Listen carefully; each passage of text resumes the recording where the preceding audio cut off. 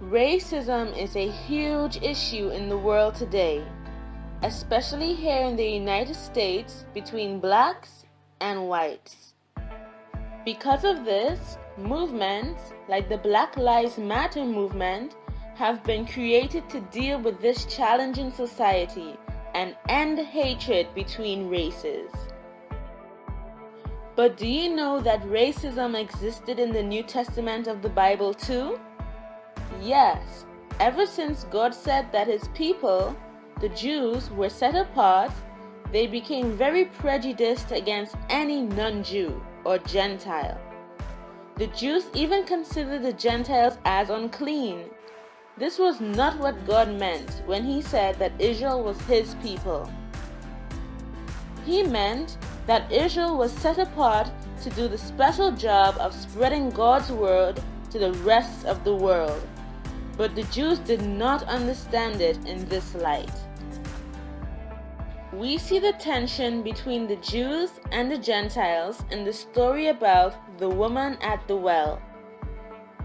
When Jesus approached the woman and asked kindly for some water, she asked, "You're a Jew, and I am a Samaritan woman. How can you ask me for a drink?"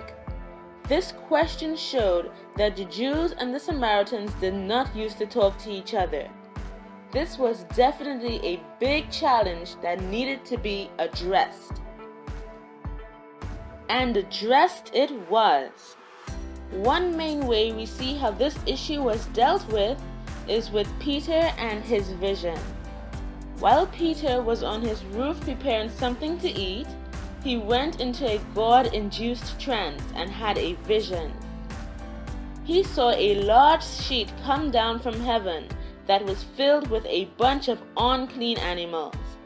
Then God told Peter to kill and eat the unclean animals. This was completely against the rules that God gave the Israelites back in Leviticus. They were only supposed to eat clean animals. Peter told God that he couldn't eat unclean food 3 times.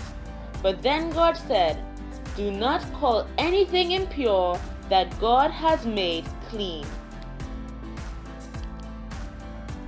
So, what does this all mean? Well, God was not pleased with the way the Jews thought about the Gentiles and was going to put an end to this racism. The unclean animals in Peter's vision represented the Gentiles that the Jews considered as unclean. God's message to Peter was that God did not create any unclean person and that the Gentiles deserved to hear the gospel, just like the Jews. This marks the beginning of change. The next milestone that the early church in Acts made was the conversion of the first Gentile. The day after he had his vision, Peter went to Cornelius, a Gentile, to tell him about God. Peter said, "You are well aware that it is against our law for a Jew to associate with or visit a Gentile.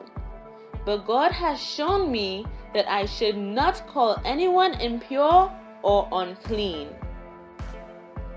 Then Peter said, "I now realize how true it is that God does not show favoritism, but accepts from every nation the one who fears Him and does what is right."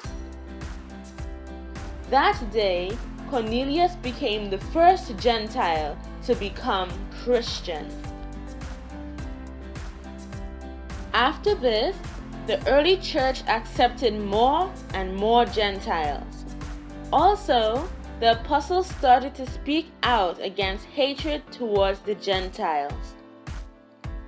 For example, the apostle Paul in Romans 1:16 said, "For I am not ashamed of the gospel, for it is the power of God for salvation to anyone who believes, to the Jew first and also to the Greek." Paul was a missionary and traveled to many countries to spread God's love. The early church was now all-inclusive. Today, the gospel is being spread throughout the whole world. Anyone who believes in Jesus becomes a part of God's people. The divide between the Jews and the Gentiles is now non-existent.